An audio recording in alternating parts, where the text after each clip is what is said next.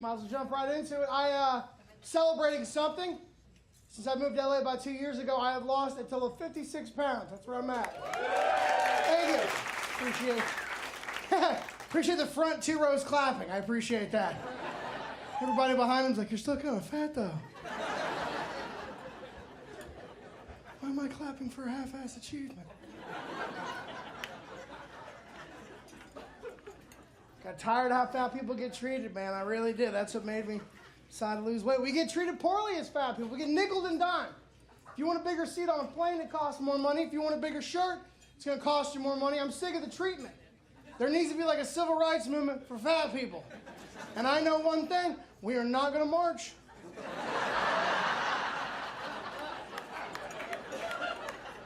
Going to be a lot of sit-ins.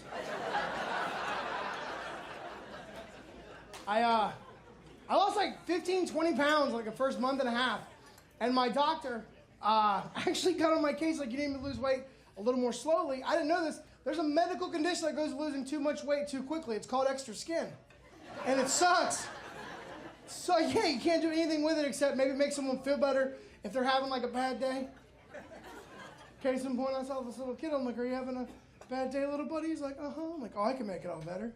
You want to see a puppy?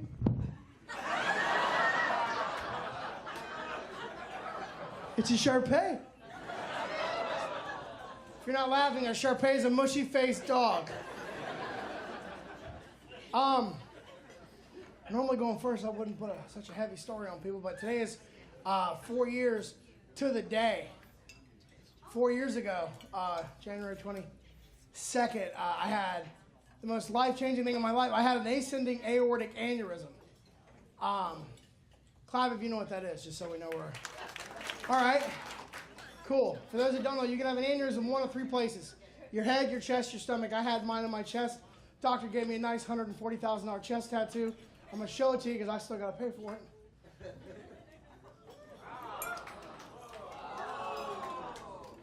And I didn't have insurance when I had this. And that's the one question I love to get from people after shows, like, how do you pay for your surgery? And I basically worked out a deal with the hospital. I pay them $20 a month until the year 2000. Go fuck yourself. You should have killed me when you had the chance. I was up in Harrisburg, Pennsylvania, which if anybody, yeah, good area. I almost stayed there permanently. No, man, you don't know what or Harrisburg's known for? It's Hershey country. Do you know how embarrassing it would have been to die as a fat dude in Hershey country? Imagine every one of my comedian friends just walking up to the casket like, I bet I just saw that chocolate and lost it. I was up there working a comedy club, man. It was a couple hours before showtime. I was in a rush to get back to the hotel. I get to McDonald's. I eat. I'm in the midway of getting dressed, right? And that's when it started. It was the worst chest pain I'd ever felt. And at first I was like, relax, that's just the McDonald's. That's how you know it's working. I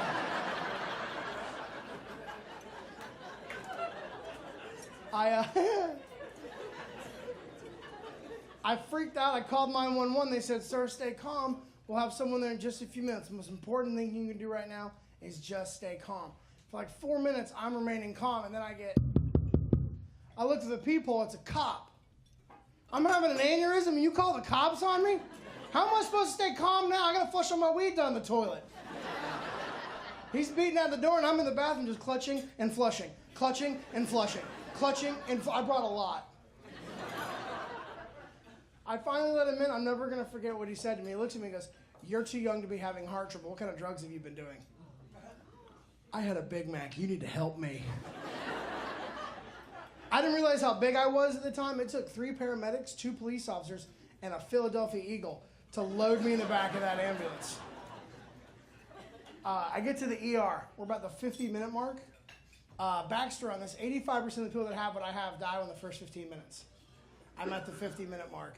They wheel me into the ER. I don't see anyone for another 10, 15 minutes.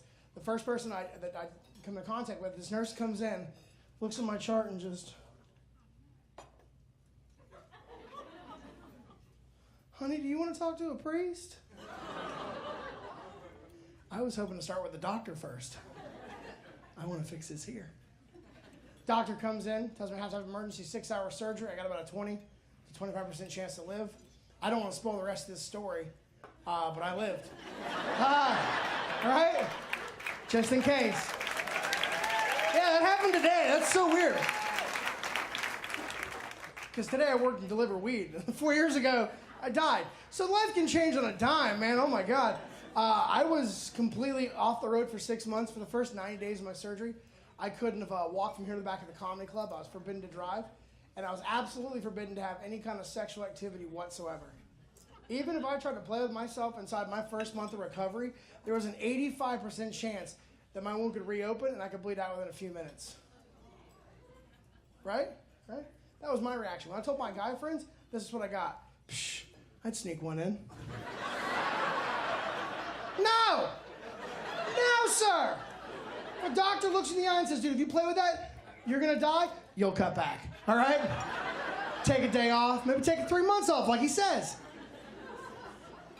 90-day checkup comes. I'm ready. I ask him, I'm like, hey, I'm losing weight. My heart's getting stronger. Can I start having sex again? He goes, yes. He goes, but there are now rules attached to when you have sex. He goes, when you're with your girl, she needs to be paying attention to any sign that this could be happening again. And he goes, if you're by yourself, you need to make sure somehow, ooh. Are you saying I need a spotter? Because friendships are tough enough. All right, guys, that's enough out of me. Thank you very much. All right, I want to go ahead and take this chance to bring up a very funny comedian. Right now, you can currently see him on an HBO movie called Pyramid. Put your hands together for the hilarious Amir K. Yeah. Yeah. Yeah, dude. Good job, Chris. Here we go for Chris Cope, ladies and gentlemen. Chris Cope, your host.